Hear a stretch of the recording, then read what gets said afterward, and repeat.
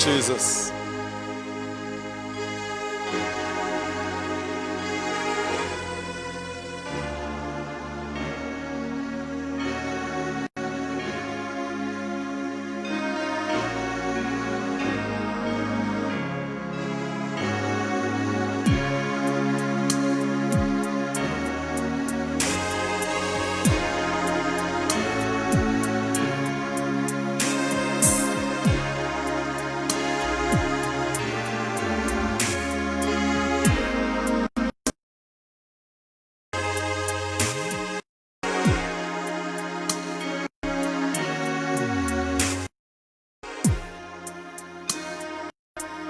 Nginibingelele egameni lika Jesu waseNazaretha.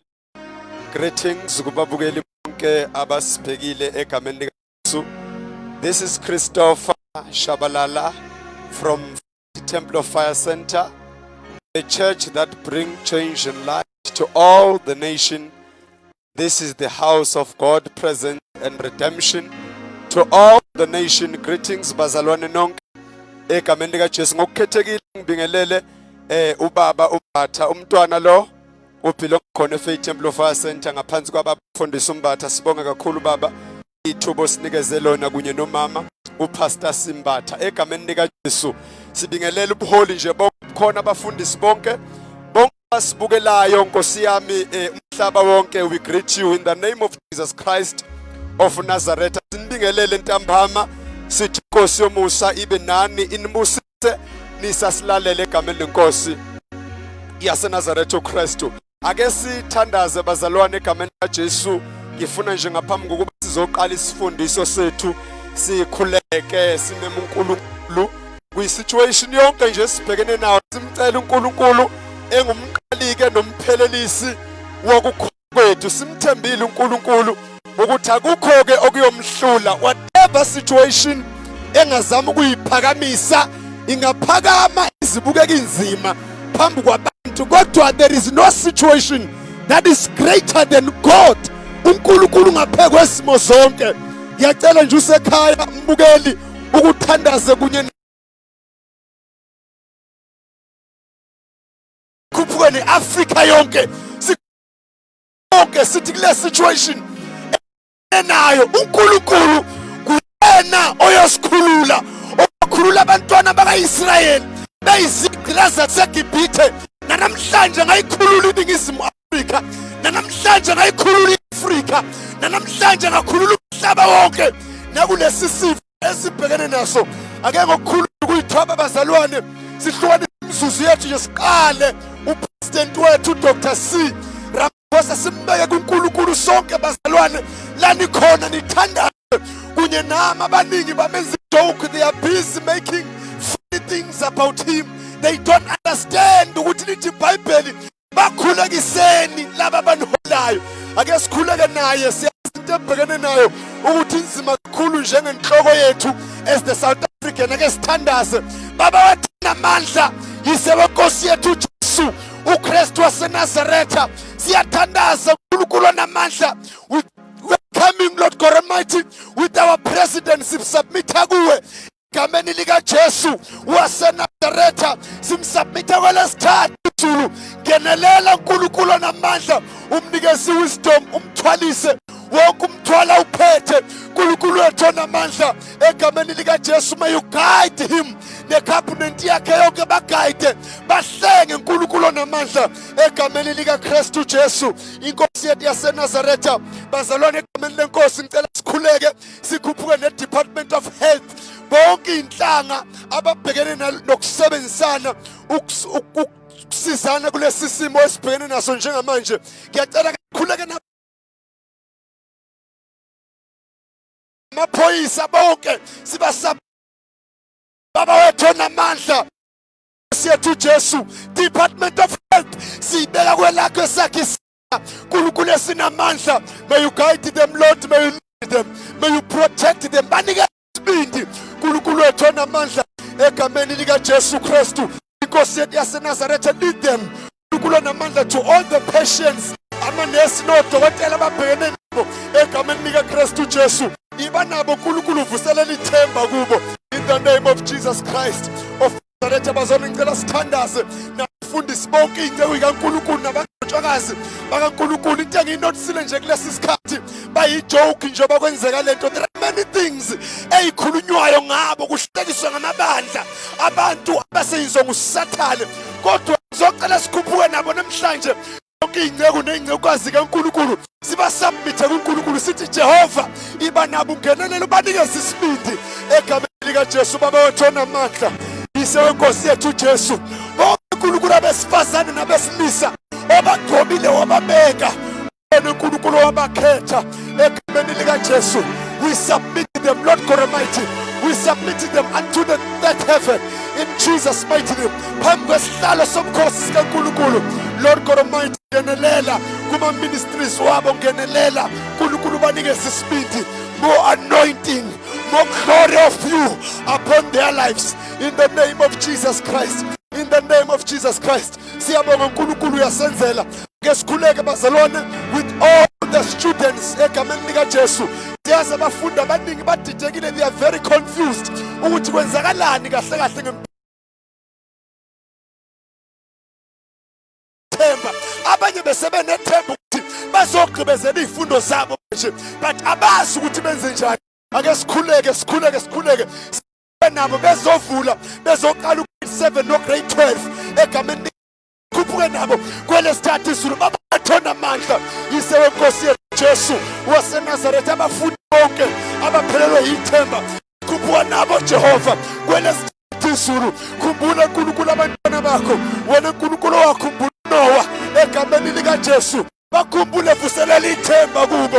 In the name of Jesus, may you guide them Jehovah, may you lead them, our Father, in the mighty name of our Lord Jesus Christ of Nazareth. We thank you, Jesus. Ake sikhuleke bazalwane sesigqibezela, sibeke na wonke imindeni bazalwane, yonke imindeni elahlekelwe izihlobo zayo ngenxa lesisifo. Ake sikhuleke nayo, sicela induduzo evela kuNkulunkulu, simcela uNkulunkulu simnxuse ukuthi baduduze Baba, bagcwale Baba, babophe uNkulunkulu. Bese sikhuleke nama-patients onke agulayo njengamanje angaka-recover, sithi Jehova ngenelela, sithi ngemvimbo yakho uNkulunkulu wethu uJesu, ngemvimbo yakhe saphiliswa thina ey'feni zethu kanye zonke ihlobo elahlekele sikhuphuke nazo kwelesithathu izulu. Jehova uNkulunkulu ozwayo, uNkulunkulu olalelayo, maqede bese ayaphendula. Siyathandaza mdala wesinsuku yonke imindeni abazali abalahlekelwe, uNkulunkulu onamandla, abantwana abalahlekelwe izihlobo zabo ngabazali babo, uNkulunkulu onamandla, sikhuphuka nabo kwelesithathu izulu. Sikhupha nabaduduze uNkulunkulu, banikeze ithemba uNkulunkulu wethu onamandla egameni likaJesu Kristu. uNkulunkulu with all uNkulunkulu, pray Lord God Almighty for the spirit empilweni zabo in the name of Christ of Nazareth, in the name of Jesus Christ. My South Africans, we are here to declare ukuthi ngeke kuhlale kunje. God will intervene. God will intervene even in this situation.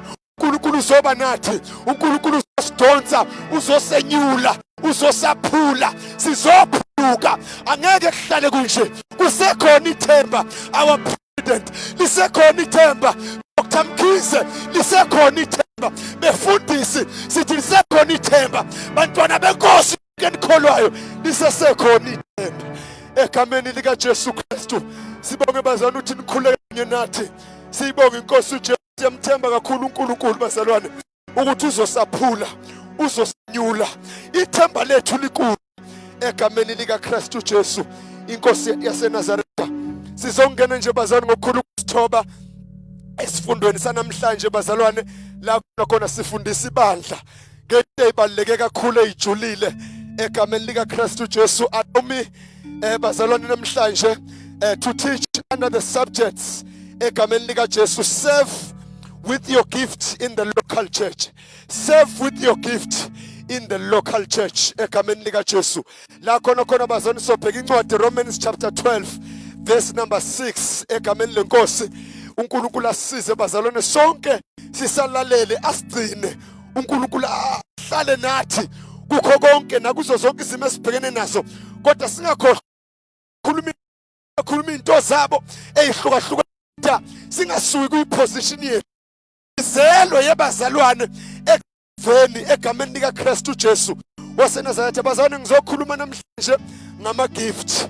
Kuna gift engizokhuluma ngawo enikezwe uNkulunkulu egameni lika Jesu. Lama gift, ama gift esinikeziwe to serve vela kuNkulunkulu.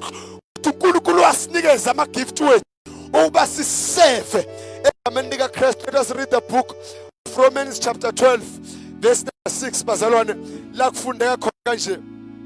Having gifts that differ according to the grace given to us, let us use them in prophecy in proportion to our faith, in the name of Jesus. Let us go to the book of 1 Timothy chapter number 4 verse number 14. Sibheke nje lezi zinto bazalwane ebaluleke kakhulu engizoyichaza la egameni lika Kristu. 1 Timothy chapter 4 verse number 14. Do not neglect the gift you have, which was given you by prophecy, when the council of elder laid their hands unto you, in Jesus' mighty name. uNkulunkulu abusise bazalwane ukufunda kwethu egameni lika Jesu Kristu. Kunama gift ke bazalwane esinikezwe ngona. Kunama gift of the Holy Spirit eswanikezwe ngizowachaza. There are different type of gift awokuserve in your local church. La khona khona uphethwe khona, la khona khona ugrunywa khona.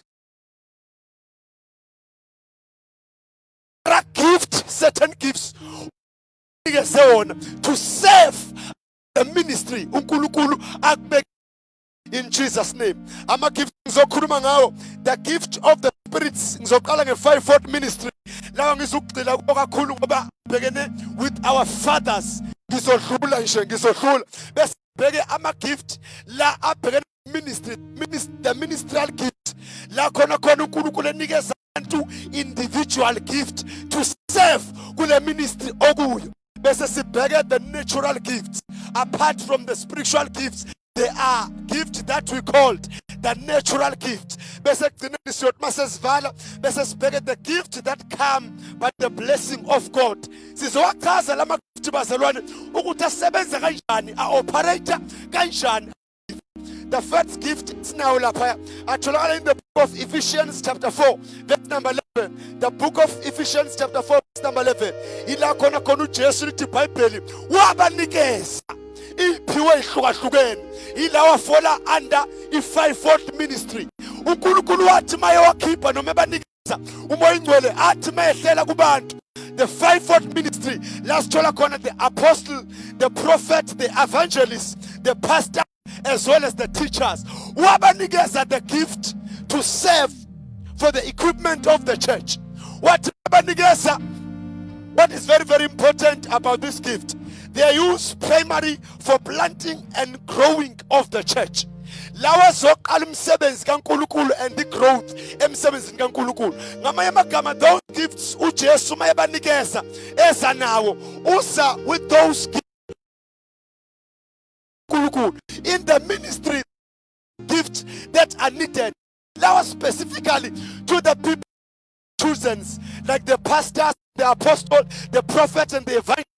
Yibona abantu abanikeziwe the special task ukuthi laba bazo umsebenzi kaNkulunkulu baforme ministries. Ila khona kuna apostle njengoba sengwabalile. La gift abalekile wonke alikhulu kunelinye. Okayafana ayalingana. Umsebenzi wodwa is to equip the church. Umsebenzi they are primary for the plantation and the growth of the church. Lama gift ingakha kakwazi umphostoli ngizugcila kakhulu kulawo because abheke kobaba bethu.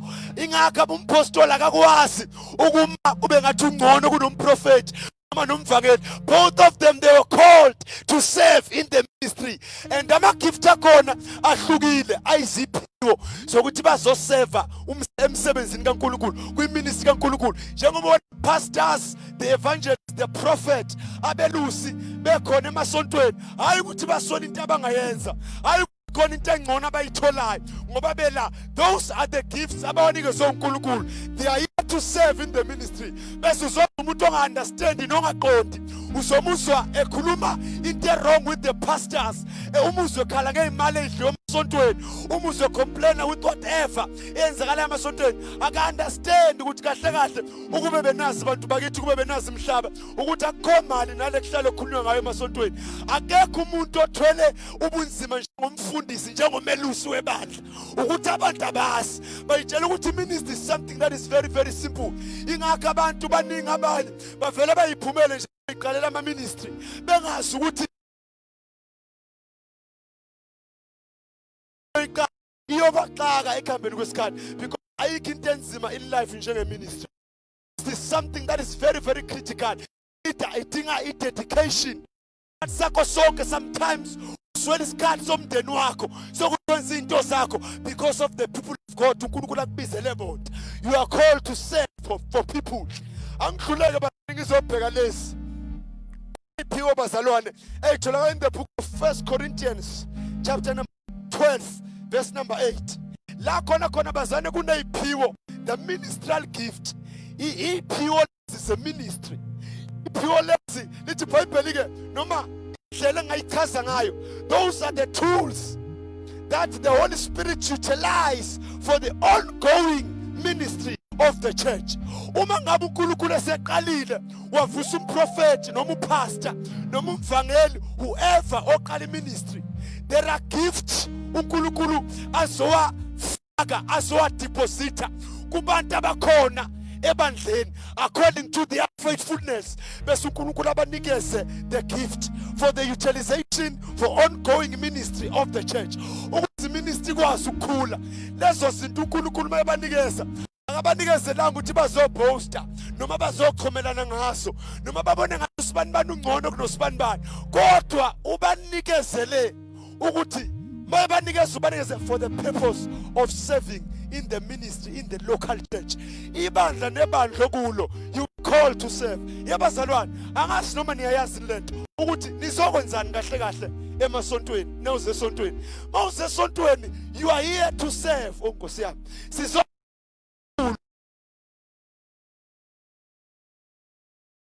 ubeka umuntu oyedwa akabeka abantu ababathathu abayisihlanu. uNkulunkulu alinde umthimba laba balandelayo Aaron laba balandela ngemuva bazosapota the set man or the set woman. Akakekho umuntu onelungelo lokumuntu waNkulunkulu noma lokhompyutha nomuntu waNkulunkulu. You will die before time. Noma ungafanga physical but spiritual uyafa. Abantu abalahlekile umthole secomputer nobaba wakhe enkosini nomama wakhe enkosini, but you can't compete with your father. There is only one set man or set woman in the ministry. Laba bazoseva lobiziwe lama lawa. The 1 Corinthians chapter 12 verse number 8. Abanye banikezwa the word of wisdom, the word of knowledge is kitchen, the word of wisdom, the word of knowledge, faith, healing, miracles, to perform miracles, distinguishing spirits, speaking in tongues, interpretation of tongues, prophecy, administration and leadership. Lawo ma-gift bantu bakithi ama-gift anikezwa ibandla. Uma ngabe sebiziwe umpostoli ebandleni noma umfundisi noma umvangeli, bese kuba khona laba bazalayo enkosini abayibandla abayithimba likaNkulunkulu banikezwe ke lezi zinto lezi. They are very very important. They are very very critical. Kukhona abantu be-wisdom or responsible for the wisdom. Ningathi nine project ethile okukhulunywa ngayo, or there is something enifuna ukuzoyiqala nidikile kodwa kuze umuntu wo-wisdom athi mayekhuluma akhuluma ukuhlakani obake baba khona ku the King Solomon, kuvuleka izinto ziqaqeke iqhubeke iministry. Ayikhuluma into yakhe nobuhlani phakathi, so she brings solutions. Akumele phakame, kumele understand ukuthi uyiphiwe lento to serve in the kingdom, in the local church. Kumele abanye word of knowledge, unolwazi nokuteningi, singathi sifuna ukwenza something ukuthi make kwaqhamuka yini make wavula umlomo kuvuleka izinto. But most unfortunately in our churches uthola ukuthi abantu abaphiwe lezo zinto baphakeme bakhulumele ngama-gift, abanderstand ukuthi i-gift kahle kahle into yokuserve ngayo in your local church, and i-gift iyakwazi ukufa ibone mayihlele esihlahleni. Umuntu ongayisebenzisa igift yakhe nokukhumbele ngegift yakhe. Lo muntu lo uyakwazi ukuthi igift ibone ingasebenzi. Ayikho fruitful. Igift ukuze unqobe uNkulunkulu, uacknowledge uNkulunkulu. You need to use your gift fruitful. Ube faithful. Ungaphakami nakancane with your gift. Abanye banikezwe deliverance and healing. Uthola ukuthi bangashumayela abantu bashumayela kodwa kube khona oyedwa ozoqhamuka akastruggle magula umuntu vela athi ngegama lika Jesu sukumhamba vela sukuma. Those are the certain gift individual uNkulunkulu asinikeze wona. Kube the gift of faith. The gift of faith is very, very powerful. Bengathi abantu bebusy befuna ukuqala iproject ethini or befuna ukwenza into ethini kuqhamuka umuntu wefaith athi awunathithwa into elula kanje. This is so simple. Umuntu wefaith avela akhulume nje akhulekani uzokwenzeka u1 no2 no3. Umuntu wefaith ikuye ngaphakathi uyinikeziwe ikanti izinto. Those are the gift uNkulunkulu asinikeze zona to serve in the kingdom of God, in the local church. Igift yakhe isebenzise kahle in your local church. Ungahambi futhi une gift ehambe isetshenziswa yonke indawo, uhamba uphatha kuyonke indawo. Very gifted, but the problem is character. Ngoba igift yakhe mentorship right ukuze igift yakhe ikhule kahle. Darishwa ibaba goba ishogo baba 15 igift iyalimala ngoba ufadarishwa abaningi abahlukahlukene. Mentorship, you must have the good mentor. Abanye they are gifted to speak in tongues. Khuluma ngelimi uqaqeka izinto. Akafani nabanye abantu. Kodwa ukhuluma ngelimi uqaqeka izinto. Abanye interpretation of the tongues. Interpretation of the tongues akwazi ukuhusha ilimi ayichasa ilimi lokho athi omunye mayekhuluma ilimi uqhamuka omunye ayihumusha kanti ilimi message. Those are the gifts uNkulunkulu asinikeze zona kodwa sikhomelani ngazo. Zonke zibalekile futhi ziyafana to serve and edify. Usebenzi kaNkulunkulu asikho futhi esikhulu kunesinye. Banye leadership we leader abeke ku executive or a leader abantu abathile ebandleni. Those are the gift in leadership. Bantu bakithi leadership skill is the gift eqhamuka kuNkulunkulu kuMoya oNgcwele. Is the gift kahle kahle. Ma we leader, you need to be faithful in your leadership ukuze uNkulunkulu akukhulise. Bese ngiyadlula la bazalwane. Ngiyama nje to the natural gift.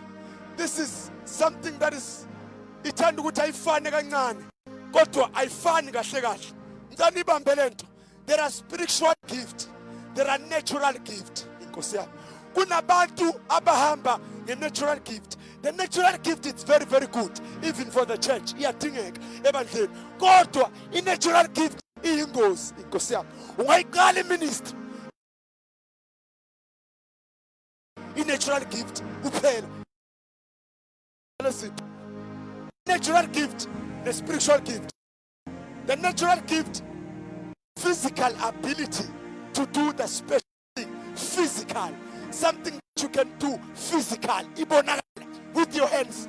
There are some examples. Ungaba carpenter, ungaba artistic, whatever, ungaba design ethile. Those are the natural gifts. Kuthi uphiwe bandleni, uyisibusisa bandleni.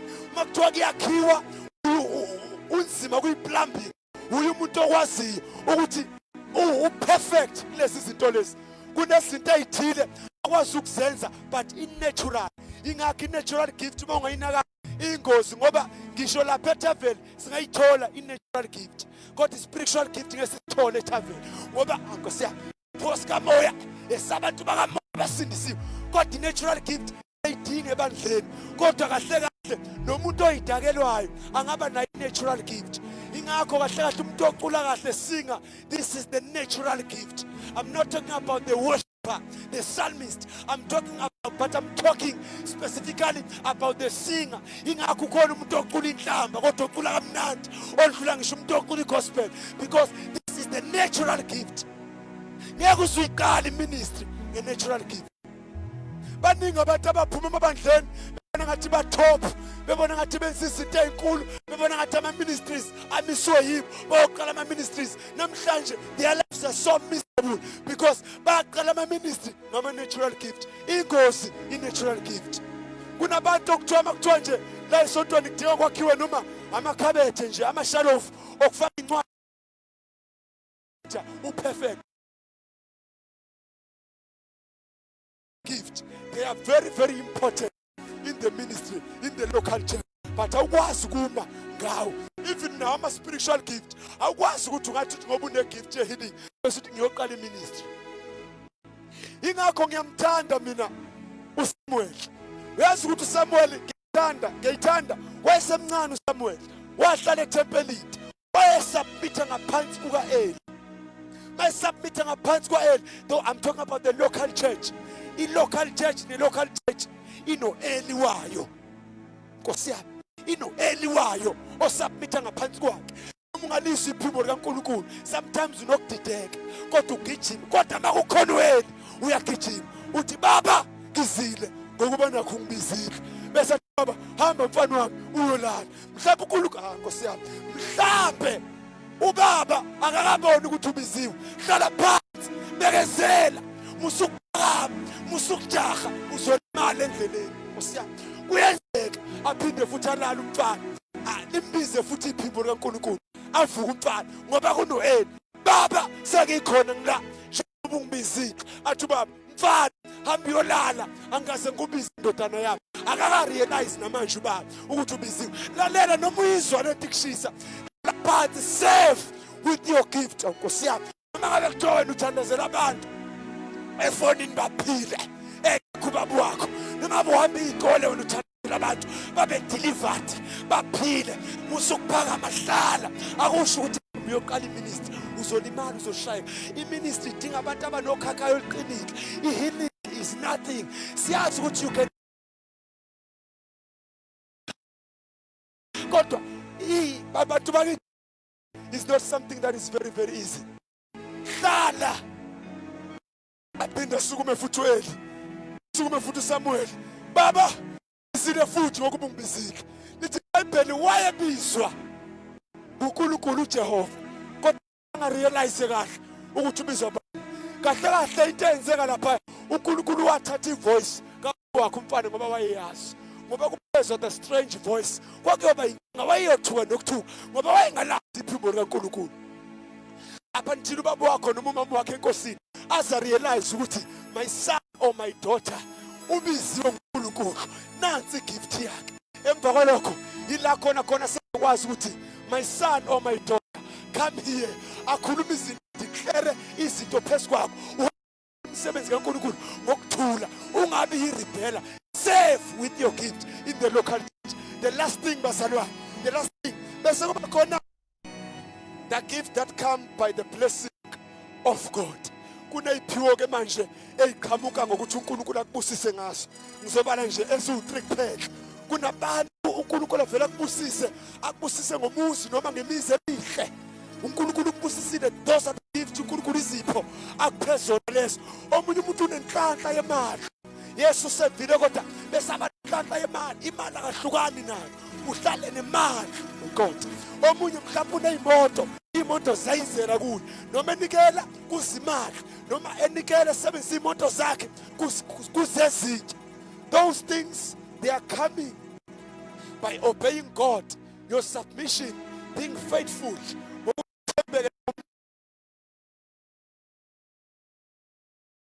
And the gift, those gifts, the gift comes by the blessing of God. Mayekubusisa iblessing yakho attracted the tangible things, the visible things, the physical things. Yize attach zisondele kuwe. Izinto lezo ukuphila uNkulunkulu to save ngazo. Uma unemali, save with money. Imali iyadingeka ebudleni. Ipart yomsebenzi kaNkulunkulu. Ingxenye yomsebenzi kaNkulunkulu. We save as boasting ngayo. Awunikelwa imali uNkulunkulu ukuthi utshela abanye abantu bangamasenteni wena imultimillion unikele ukuthi uzoseva umsebenzi kaNkulunkulu. Kunabantu abanezinto nomuzi wakho awuseva uNkulunkulu, awudumisa uNkulunkulu. Izinto specifically okumele uzenze for the ministry ngomuzi wakho, for the ministry ngemali yakho, for the ministry ngeyimoto zakho. La uNkulunkulu ayokuphakamisa khona like nobody's business. uNkulunkulu uyokuphakamisa njalo njalo. Save with everything that you have. Endlini kaNkulunkulu kuyaseva. Endlini kaNkulunkulu asibangisani. There are many things that we need to do in the house of God. Asithomelani ngama-gift. Asithomelani ngey'phiwo. Angivale ngalokhu-ke. You need to have the good mentorship.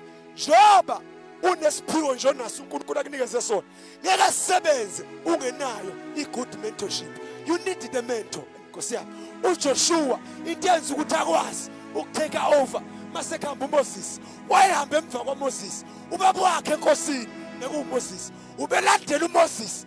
Nkosi yami, ingakho uNkulunkulu uma kufika uJoshua wathi lalela ke mfana wami.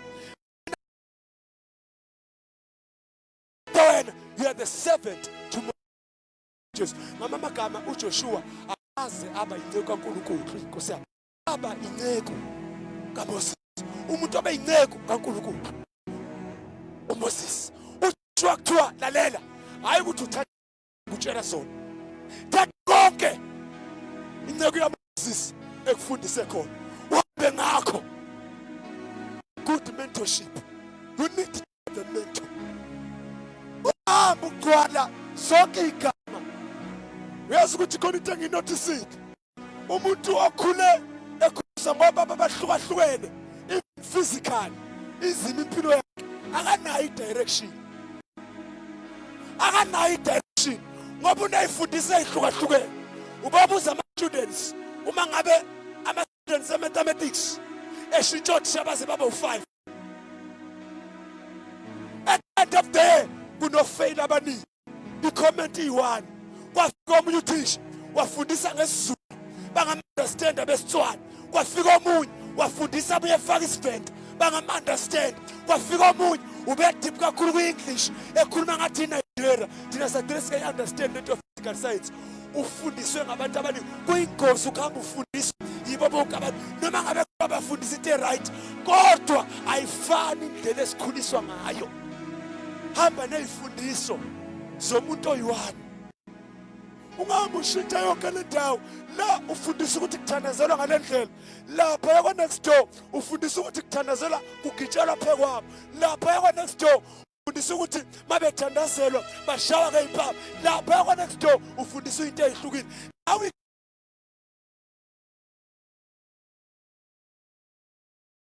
find the right mentorship. Zonke bakithi iy'phiwo siyiphiwa uNkulunkulu umoya ongcwele to serve in the local church.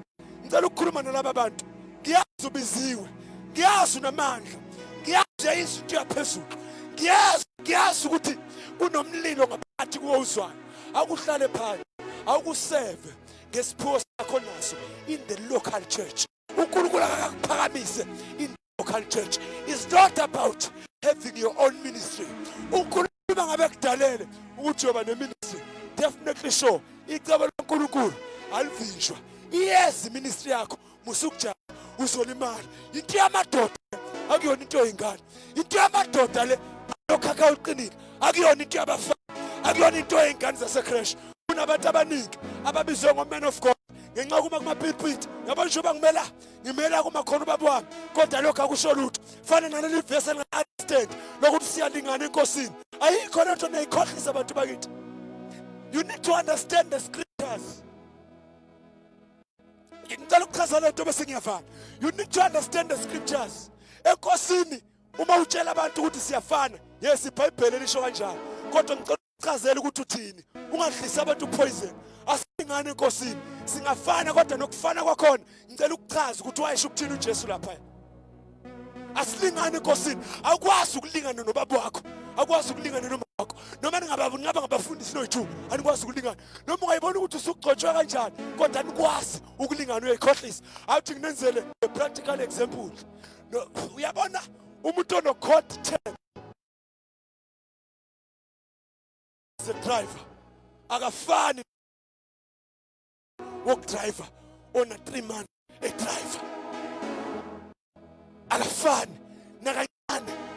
You must know ukuthi mangabe kuthiwa ukwazi kwenza imangaliso under your ministry awuso badingana nobaba wakho wena, anifani nobaba wakho noma wakhe une experience ongayazi okusekude ukuthi uyithole.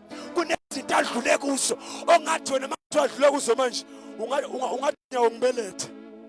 Kunezinto adlule kuzo baba wakho, kunezinto adlule kuzo uma wakho ongathi wena mongahlangabezana nazo njengamanje ungaba senkingeni. Ngicela uhlale ebandleni lakho, uthembeke, userve with your gift in your local church. May the God be with you in Jesus' name. Hallelujah.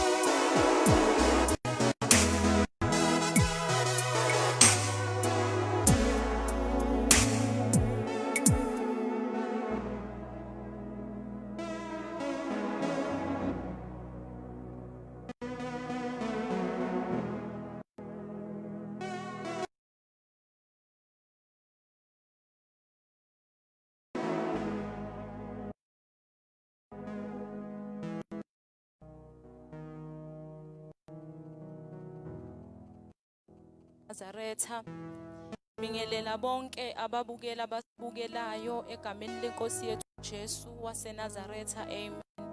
Ngokukhethekile ngibingelele ubaba wami enkosini, ubaba uPastor Embatha nomama uPastor Simbatha egameni lika Jesu Kristu waseNazaretha. Lo omiyo phambi kwenu nguThulile wakashabalala, ngingumntwana walapha eFaith Temple of Fire Center, a church that brings light and change to all nations.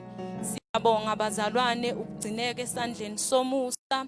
Namhlanje bazalwane ngizofunda izwi likaNkulunkulu ngaphansi kwesihloko esithi umkhuleko wokholwayo.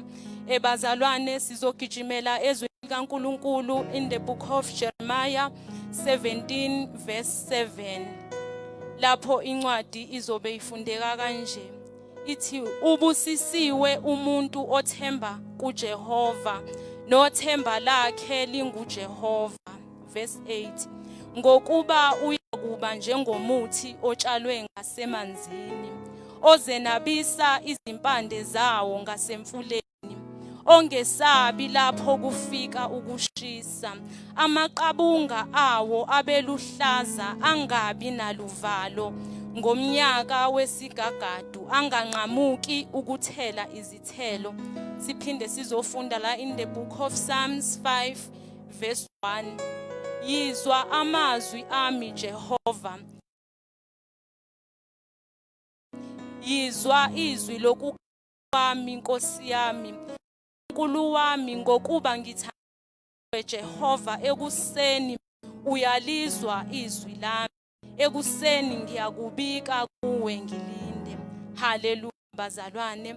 Besithole lapho izwi lenkosi lisasikhuthaza ngokuba sihlale kuJehova, simthembe yena yedwa uNkulunkulu wethu. Bekhona abanye onkulunkulu kodwa thina sihlale ethembeni elinguye. Uma ulifunda lelizwi lapha encwadini kaJeremiya lithi uma uthemba kuJehova uyakuba njengomuthi otshalwe ngasemanzini, ozenabisa izimpande zawo ngasemfuleni. Bazalwane, ngamanye amagama lo muthi lo otshalwe ngasemanzini awukhathazeki ngezimo ezifikayo, awukhathazeki ngamasizini afikayo. Noma fika isizini yokushisa wona uyaqhubeka uthele isithelo, uyaqhubeka ubehlaza. Awukhathazeki ngokuthi kufike isimo sesomiso, wona uyaqhubeka uhlale uyinto oyiyo. Awunandaba ukuthi kufike isiphi isimo, kepha wona uhlala la uhleli khona ulokuthele njalo izithelo. Awustop ukuthela izithelo. Bazalwane engathi namhlanje singahlala emkhulekweni, sikhulekwe ngokukholwa, sithembe uJehova ngayo yonke inhliziyo yethu, sihlale kuye singanciki kokwethu ukuqonda, ngoba masimthemba yena yedwa, yena uthembekile, izwi lakhe alishintshi, usithembisile thina ukuthi awuqalile umsebenzi empilweni zethu yena uzowufeza. Bazalwane ngiyalithanda lelizwi ngoba zonke umvungu kufika iphithiphi melane nathi, kepha masakhe kulo lelidwa lelinguJesu asinakho ukunyakaziswa. Uma sihlale emkhulekweni singasuki kuye, uJehova uyakuzwa ukukhala kwethu, uJehova uyawuzwa umkhuleko wethu, uzwe ekusena uzwe emini, engathi singakhuleka njalo ngokukholwa simbize uJehova ngezikhathi zonke, ngoba yena ungumabizwa sabele, ithemba lethu lingasuki kuye. Bazalwane sihlale kuye noma ngabe izimo sezifikile, noma ngabe sekwenzakalani, ngoba phela yena kukho kumhlulayo. Masihlele ezwini lakhe sikhuleka ngokukholwa, athi umhlabelelo uma sikhuleka ngokukholwa yena uyalela phendula umkhuleko. Bazalwane engathi singahlala kuye nakulezi ikhathi esiphila kizo, kufika wonke amasizini, kufika amasizini okushisa, kufika amasizini esomiso, even nakulesizini esibhekene nayo manje, kodwa uNkulunkulu sewuNkulunkulu akashintshi. Ngathi singama sime isibindi siqinile, singesabi lutho, ziswa ilutho, ngoba uNkulunkulu uthembeke njalo, uthembeke ngezikhathi zonke. Phela bazalwane uJesu nguyena okwazi ukwenza konke empilweni, umoya namanzi kuyamlalela, uyena yedwa othulisa isivunguvungu empilweni zethu, even namanje sibhekene nezimo zonke, kepha uyena uNkulunkulu ozovela kulesimo, nguyena ozovela ozoyiveza uNkulunkulu nabanga ukuthi uNkulunkulu kodwa bazombona ukuthi yena yedwa ungumbusi wababusi, uphilisa konke, uphilisa izifo zethu zonke, akukho yena okumhlulayo azathi izwini lakhe, konke siyokucela egameni lakhe, yena uyakusenzela khona, kodwa masikhuleka ngokukholwa. Bazalwane namhlanje ntambama engathi singahlala kuJehova, simthembe, sifane lomuthi, ngoba wona udobu produce ama-fruit, engathi singaproduce okuhle kodwa singakhathali ekwenzeni okuhle, sihlale kuye, sithi Inkosi sihlala kuwe, asisuki kuwe, ngoba uze wathi ezwini lakhe masisuka kuye singayaphi, ngoba amazwi okuphila atholakala kuye. uNkulunkulu uthembekile empilweni zethu, azathi encwadini yamaHebheru, ngaphandle kokukholwa kwenzeka ukumthokozisa uJehova. Bazalwane engathi namhlanje esekhona wonke amathemba semhlabeni, kepha thina engathi singahlala kuye, sikhuleke kuye, sibeke ithemba lethu kuye, singasuki kuye, sithi wena wedwa uthembekile, ungumbusi wababusi, uyinkosi yamakhosi, uyawuzwa umkhuleko wethu. Bazalwane uNkulunkulu, kodwa masokhuleka ngokumethemba nangokukholwa, sihleli kuye, singaphazanyiswa izimo ezifikayo empilweni zethu, sihlale emkhulekweni ngezikhathi zonke, sikhuleke egameni Yesu, ngoba phela igama lakhe yile linikezwe igunya phezu kwawo wonke amagama, konke kuyaguqa kuleli gama lapha kanyiswe emhlabeni lwini.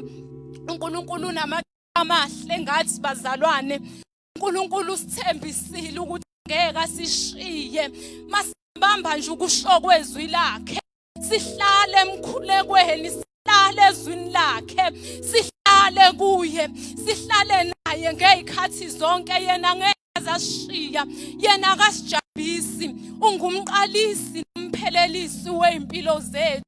Ama ufunda encwadini kaTimothi uzathi yilwa ukulwa okuhle kokukholwa ukukholwa ubambelele kukho ukuphila okuphakade. Ngathi sabazalwane singahlala ethembeni elinguJesu, sihlale emkhulekweni, sibambelele kukho lokukholwa okuphakade. Kuye mawuqhubeka ufunde encwadini kaTimothi uthi zavuma ukuvuma okuhle phambi kofakazi abaningi. Athi singahlala kuye singasuki ngoba phela masithatha uJesu siye savuma ukuvuma okuhle.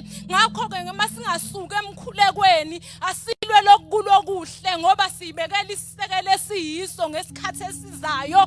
Ake sayisola ngokuthatha uJesu abe ngumqalisi nomphelelisi weimpilo zethu. Bazalwane, uNkulunkulu simthembile ngezikhathi zonke, akashintshi. In every season God is still God.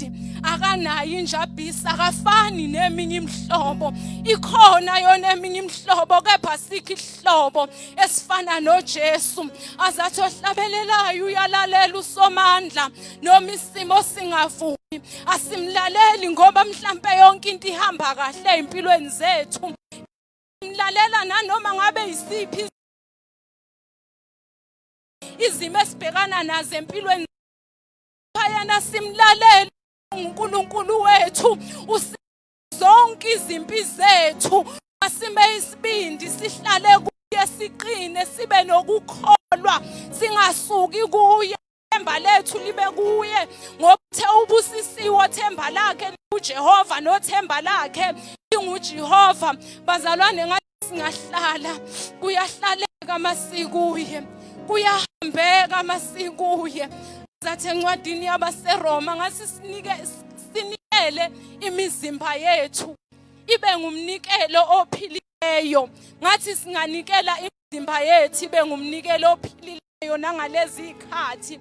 Sithemba uNkulunkulu ngoba kukho osihlukanisa nothando lwakhe. Yena uhleze inkosi ngezikhathi zonke. UNkulunkulu bakhe buguqulwa izimo. Yena uhleze esihlalweni sobukhosi ngezikhathi zonke. Akashintshi yena yedwa, akaguquki. Uhleze mingakithi azathi ezweni lakhe uma yena uzwa umkhuleko wethu. Engathi sahlele emakhaya ethu, singabubula kuJehova, sihlale kuye, sehlele ezansi, sithi Jehova sehlule nakulesi sikhathi. Singahambi ngokuqonda kwethu, kepha bese sihamba ngokwentando yakho nangokwezwi lakho. Siyambonga uNkulunkulu bazalwane ukuthi yena usigcinile njalo ngezikhathi zonke. Engathi engasigcina njalo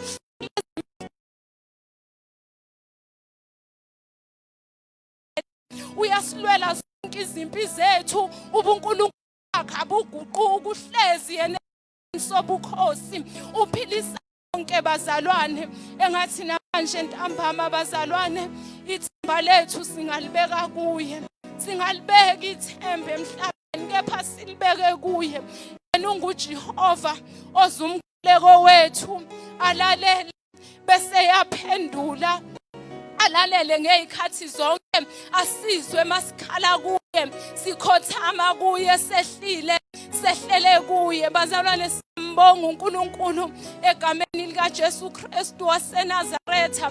Yena yedwa inkosi yamakhosi, yena yedwa uNkulunkulu bakhe abushintshwa izimo ezifikayo empilweni zethu. Siyabonga bazalwane, ngathi singame emkhulekweni. Masikhuleka kuqaqeka nezinto ebeziboshiwe, masikhuleka kuvuleka zonke izinto ezivalekile. uNkulunkulu ungenelela kuzo zonke izimo. Azathi ohlabelelayo yena ungena nathi, akawucishi umlilo, ungena nathi yena ezimeni zonke. Sike sambona nakuShadrach noMeshach noAbednego, kepha kwabonakala yena. Abazange baze bashe ngisho nonwele olulodwa ngoba yena uyinkosi yamakhosi. NakoDaniel besemaphandweni weingonyama wabonakala. Siyambonga uNkulunkulu, uyena yedwa ovula indlela kahlonga sibi, nguyena yedwa ovula indlela ehlane, nguyena yedwa ovula indlela olwandle olubovu. Akekho omunye ofana naye. Sihlale kuye, sisinile, singasakaziswa ilutho. Sihlale kulo leli dwala sakhe kuyahlaleka kuyahambeka masinaye. Siyambonga uNkulunkulu masingasabiswa ilutho bazalwane, noma ngabe kufika ziphi izimo empilweni zethu, kepha simthemba uNkulunkulu, sibe simile kuye, sikhuleka ngezikhathi zonke. Umkhuleko wethu yena uyawuzwa, sikhulekwe ngokukholwa nangokumthemba. Yena uyasizwa lapho ehleli khona, uyayiphendula imikhuleko yethu. Sicele konke kuye, sifuna amandla kuye ngoba khona lamandla segazini lakhe. Asihambeli nje, kepha simeme yena ukuthi Jehova, sihambise kahle endleleni yakho nangalezi ikhathi esiphila kizo. Kepha wena Jehova usihambise kahle endleleni yakho, singasuki kuwe, sihlale kuwe, sibeke ithemba lethu kuwe. Siyabonga bazalwane egameni lika Jesu. Siyambonga uNkulunkulu namanje ntambama engathi singeshintsheke, sihlale simile, simisibindi, sihlale kuJesu, sihlale kuye, singasuki kuye. Phela nguyena othethelela zonke izono zethu, nguyena owelapha zonke izifo zethu. Siyabonga bazalwane egameni lika Jesu Kristu waseNazaretha, engathi singafana nalomuthi ohleli ngasemanzini onabisela impande zawo emfuleni. Lo muthi awuguqulwa isimo, engathi bazalwane singahlala kuNkulunkulu isimo noma singavumi, kepha sihlale ngoba zonke kepha zizodlula sihlale ezwini lakhe ngoba uthi dlula, kepha amazwi akhe ze adlula. Siyambonga uNkulunkulu bazalwane, ngathi sihlala kuye namanje ntambama, sime isibindi singesabi. Siyambonga uNkulunkulu namanje ntambama egameni lika Jesu Kristu waseNazaretha. Amen. Baba egameni lika Jesu Kristu waseNazaretha, uNkulunkulu wethu namandla wonke, siyabonga moyo oyingcwele, siyabonga dwala phakade, siyabonga dwala lensindiso yethu, siyabonga amafungo angajiki, wena usilwela zonke izimpi zethu, siphakamisela inhliziyo yethu kuwe ntambama. Siyabonga izwi lakho ukuthi liyaphila, linamandla, lingamadoda asiqondise endleleni, liphilile ngezikhathi zonke. Siyabonga wena ukuthi uthembekile ngezikhathi zonke, awunayo injabiso, uthe igama lakho lingumbhoshongo namandla.